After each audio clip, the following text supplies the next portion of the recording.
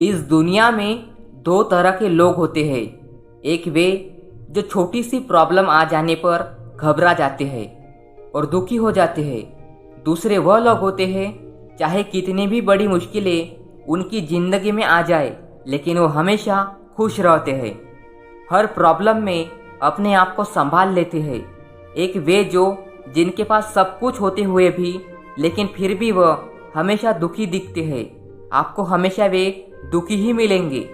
और दूसरे वे जिनके पास कुछ हो या ना हो लेकिन वह हमेशा आपको खुश दिखते हुए मिलते हैं, मुस्कुराते हुए मिलते हैं। तो आज हम ऐसी एक कहानी के बारे में बात करेंगे। यह कहानी ऐसी है कि आपके जीवन में हजारों मुश्किलें या बड़ी परेशानियां क्यों ना आ जाए, लेकिन यह कहानी आपको हर मुश्किल में रहना और मुस्कुराना सिखा देगी। तो बने रहिए अंत तक। एक फकीर एक देश की यात्रा पर निकला। जब रास्ते में रात हो गई तो वे एक व्यक्ति के घर रुक गया। उस व्यक्ति का नाम था आनंद। आनंद ने उस फकीर की खूब सेवा की और दूसरे दिन आनंद ने फकीर को उपहार देकर विदा किया। वह फकीर आनंद की सेवा से बहुत खुश हो गया और दुआएं देने लगा कि हे भगवान, आनंद को हमेशा खुश रखना और वह हमेशा दिन प्रतिदिन आगे बढ़ता ही रहे। इस बात पर आनंद हंसने लगा और फकीर से आनंद बोला, हे फकीर, जो है वह भी अब नहीं रहने वाला। इस बात पर फकीर आनंद की तरफ देखता ही रह गया और वहां से आगे चला गया। कुछ साल बाद फिर फकीर आनंद के घर आया और देखा सारा धन और सारी संपत्ति सब कुछ चला गया है। आनंद एक गांव के ही बड़े जमींदार के यहाँ नौकरी कर रहा है। वह फकीर आनंद से मिलने के लिए वहां चला गया। आनंद ने उस अभाव में ही उस फकीर का स्वागत किया और झोपड़ी में ही फटी चटाई पर वही बैठाया। उसके पास खाने के लिए जो रुकी सूखी रोटी थी वह खाने के लिए फकीर को दे दी। जब फकीर वहां से जाने लगा तो उसके आंख में आंसू था और फकीर कहने लगा, हे भगवान, तुमने यह क्या किया? तो आनंद फिर हंसा और कहने लगा, अरे फकीर, तू क्यों दुखी हो रहा है?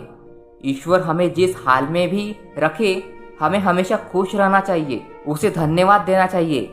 समय सदा बदलता रहता है और इतना ही नहीं, यह भी नहीं रहने वाला है। इस पर फकीर सोचने लगा कि मैं तो केवल वेश से ही फकीर हूँ, लेकिन सच्चा फकीर तो तुम हो आनंद।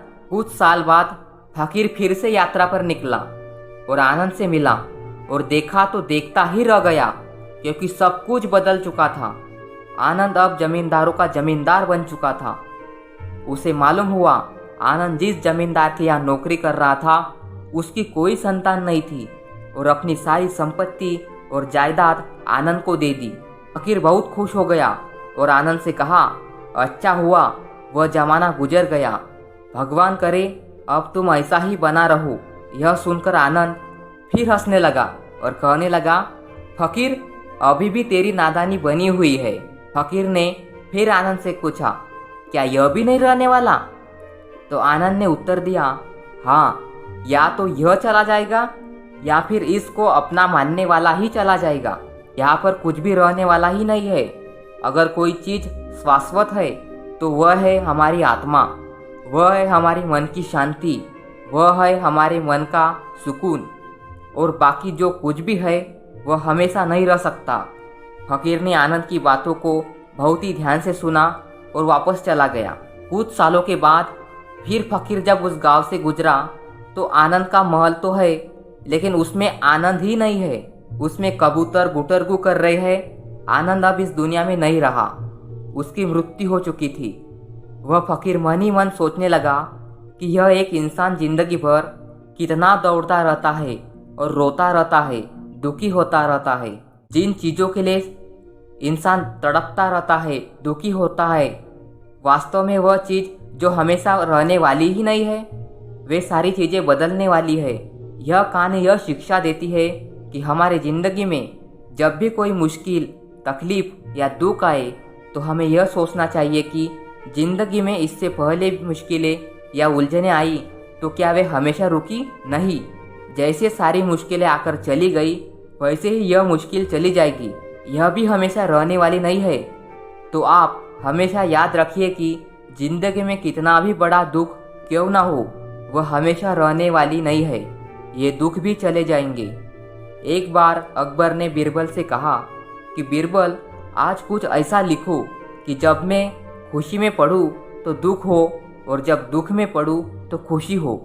तो बीरबल ने लिखा, यह वक्त भी बीत जाएगा। ये एक ऐसा वाक्य है, जब इसे खुशी में पढ़ेंगे तो दुख होगा और दुख में पढ़ेंगे तो खुशी होगा। मुझे उम्मीद है कि आप सभी को आज का यह कहानी बहुत पसंद आया होगा। यदि पसंद आया हो तो कृपया आप इस कहानी को सबके साथ में शेयर जरूर करें। और दोस्तों, आपको यह कहानी कैसा लगा कमेंट में ज़रूर बताना और ऐसी वीडियो के लिए इस चैनल को सब्सक्राइब जरूर करें। धन्यवाद।